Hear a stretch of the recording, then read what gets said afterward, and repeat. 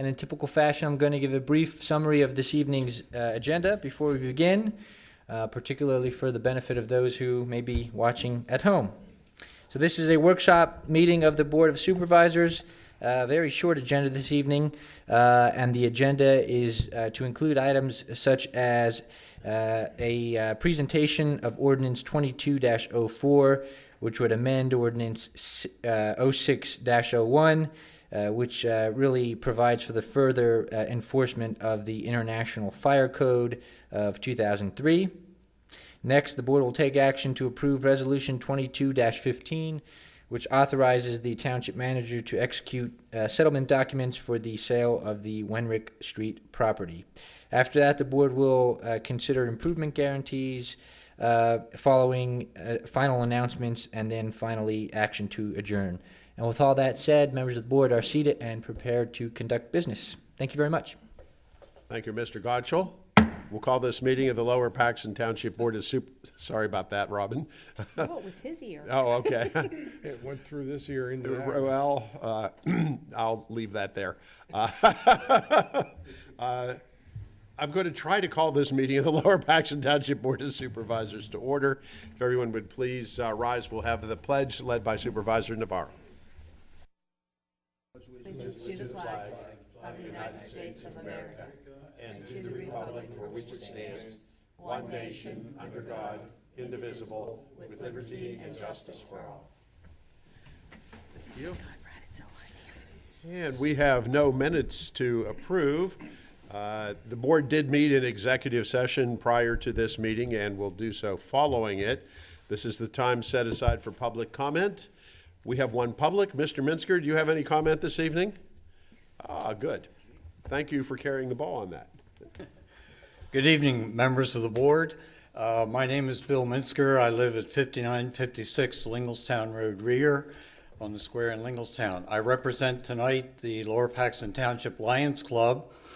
As you may recall, in annual activities each year, our club in October recognizes first responders, firefighters from the 3 township fire departments, and EMS people from South Central. In March each year, we recognize a police officer. At our most recent meeting, our last meeting in March, I would like to have recorded in the minutes so that there is record of this.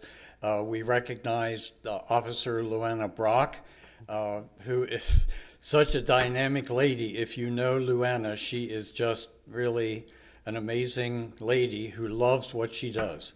And to me, I have a concern with conditions in our country today that good people don't want to be police officers anymore.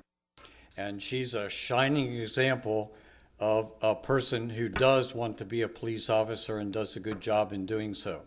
So for the record, for this year, the recognized Lower Paxton Township police officer was Luana Brock. Great. Thank you. Great. Thank you. Thank you, Bill. Thank you, Bill, and thank you to the Lions Club for doing that. We appreciate it. Where is our police officer? He's here. Yeah, I don't think we have a troublemaker in the audience, so. Well, well, there's Nick. Speaking of, Nick, we do have first presentation of Ordinance 22-04, amending Ordinance 0601, well, it's going back, to further provide for the enforcement of the International Fire Code. Nick, I guess you're going to explain this action to us. Yes, good evening, board members.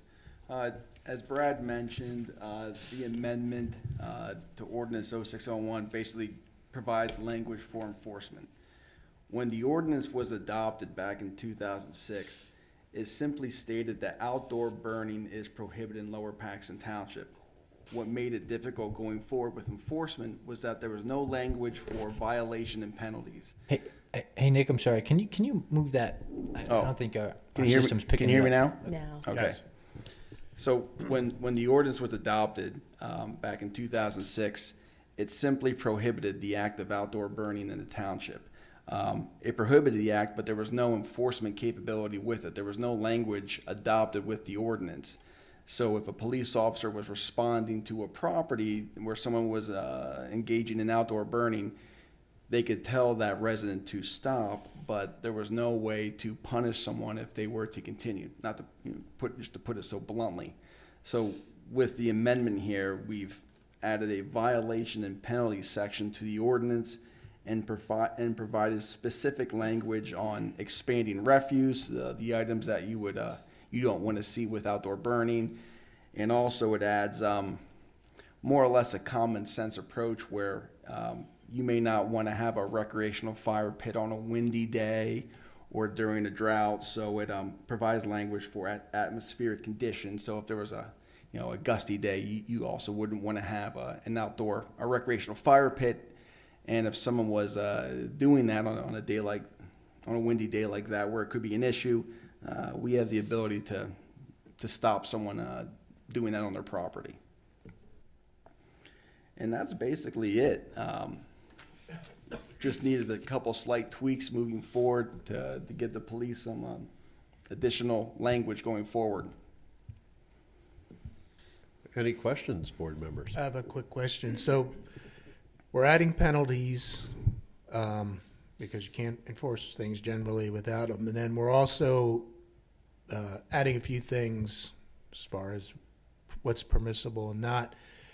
How many people will this actually impact as far as what is current practice right now? Just so I know when I vote for this, how many people are going to be impacted? Is this common practice that's now going to be prohibited or not? Well, it's an act that's already prohibited, Right. but it's not technically enforceable. Right. But you added a few provisions there as far as, I guess, materials and I don't have, my laptop's dead, so I can't I'm not looking at it right now. So- But also, I mean, but you did add a couple other provisions on. Right, so the current ordinance says that currently prohibits the burning of refuse and recyclable items, including leaf waste. That's a violation of the Pennsylvania Department of Environmental Protection. And under DEP, they prohibit open burning, but they do not enforce domestic refuse, which would be garbage produced by residential properties. That's the requirement of the local municipality. Our ordinance prohibits it, but we have no enforcement capability on All right. how it was adopted. So we're not adding any more prohibited items or actions. More or less clarifying refuse. So within the ordinance, it would state that the burning of garbage, rubbish, rags, bones, leaves, paper, and other trash and cans, barrels, outdoor fireplaces, drums or metal containers, incinerators, or in the open, or where burning of any item is offensive or objectionable because of smoke emissions or when atmospheric We're conditions. adding definitions. Yeah, we're adding clear definitions. definitions. Clear So definitions. I'm just asking, this might not be an easy question to answer. How many people do we expect this to impact? How many people do you think are doing things outside of those parameters that are suddenly going to be, potentially cited? And So where this came about, to provide backstory, is that the police department enforces open burning. I've been contacted numerous times by our police department and by our local district magistrate offices in the township on how to enforce the ordinance when there is a complaint. I don't know how many complaints that the police department received regarding open burning. I can comfortably say that I receive about 50 complaints per year about open burning, and where we advise a resident to contact the police department and an officer will come out and respond. And does that usually do the trick, even when we don't have enforcement ability right now? We don't have a penalty. Does that usually do the trick, do you know? from my understanding, not always. Okay. Okay. So I'm just trying to anticipate how many residents' practices are going to be impacted and just anticipate. Sometimes it seems minor and we don't expect any impact, and then there is, and some we expect the opposite and there isn't. So just trying to anticipate how many people are suddenly going to have to change what they're doing. I mean, to put it clearly, a recreational fire pit is a permitted by right use within the township, but what was never permitted was the burning of residential waste, which does take place. Sometimes people will trim their shrubs, and instead of taking it to the landfill, they'll start burning it in their backyard. That's a problem, especially with the smoke that's generated from that. And our ordinance that was adopted in 2006 clearly identified that as an issue. The other issue was that it's prohibited, but when a police officer responded, they could ask a resident to, extinguish the fire, which I think a lot of people did, but they didn't have a means to Back it up, yeah, right. back it up Okay. if someone continued to do so. Okay. Nick, quick question. The thing that somewhat concerns me, you talked about wind. Wind's subjective.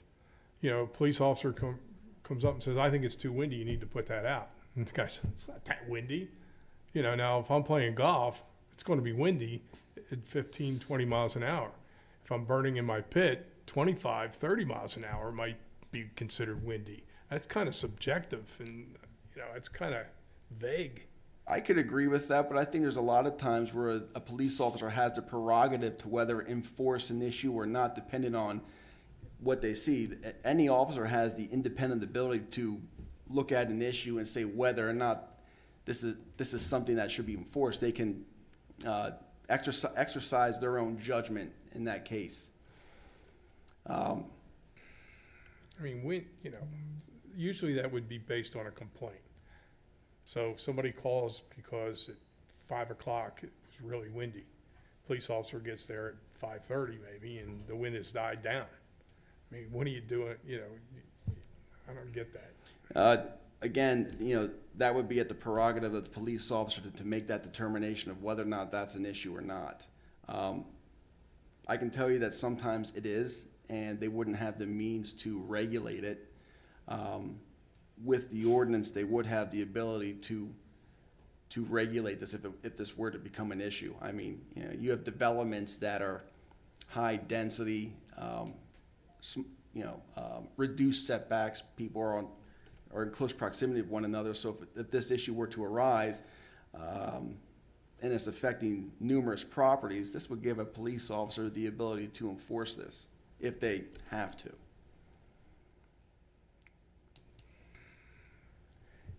Just my own personal opinion. I like enforceable issues, cut and dry. Speed limit's 25, you exceeded it, you broke the law. Not something that's the wind. Understood.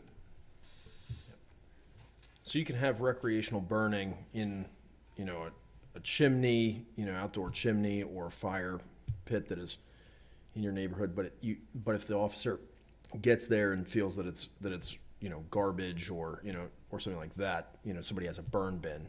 That's when they would get. Okay. Yeah, that's prohibited. Burn bin. Okay, Yes. Gotcha. So burn bins are prohibited at all times? Yes, they would be prohibited at all times. When someone has a burn bin, it's not to gather around the fire and enjoy it. It's to remove something. So there's not like certain days of the week you can do that, it's never? It's never. Never, okay.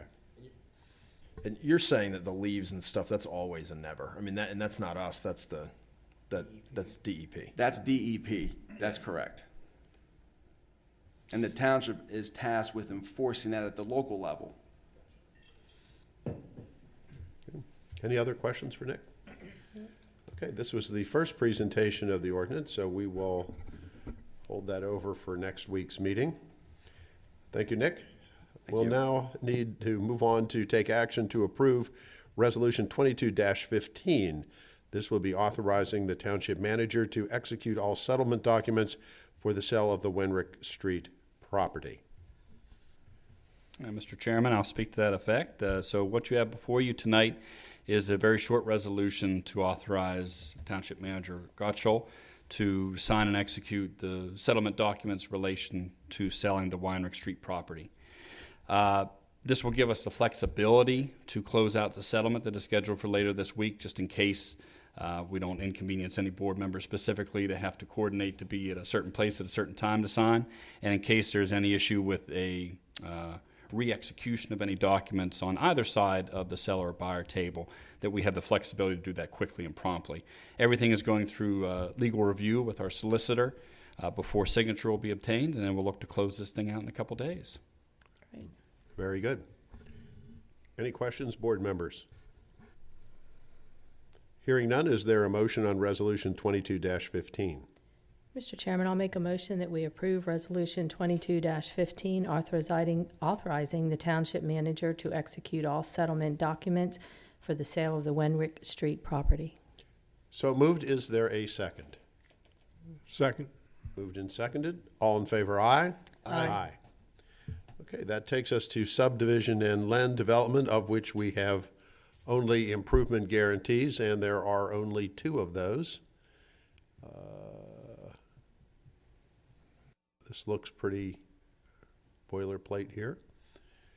Is there a motion on the improvement guarantees?